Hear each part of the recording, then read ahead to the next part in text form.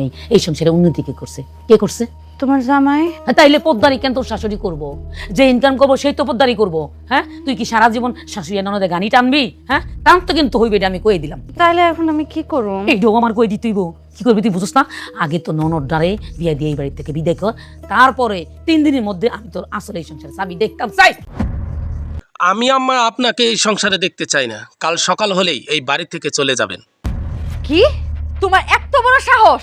তুমি আমার মারে অপমান করে তাড়া দিতেছো? তোমার মাকে অসম্মান করে কথা বলি নাই, তাকে সসম্মানে চলে যেতে বলেছি। আর যে মা নিজের মেয়ের সংসারে অশান্তি ঘটায় তার জন্য আমার পক্ষ থেকে এর চাইতে বেশি সম্মান হবে না।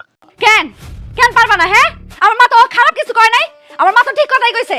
আমি তোমার বউ, বউ হিসেবে আমার দায়িত্ব এই বাড়ির দায়িত্ব নেওয়া। কয়দিন হয় এই বাড়িতে বউ হয়ে আসছো, আর এসে আমার মার থেকে আমাকে আলাদা করতে চাও? তুমি বউ হয়ে আসার আগেই আরো একজন এই বাড়িতে বউ হয়ে আসছে, সে হলো আমার মা। সে যখন থাকবে না, এই সব কিছু দায়িত্ব তুমি পালন করবে। এটাই এই বাড়ির নিয়ম। আমি এই নিয়ম মানি না।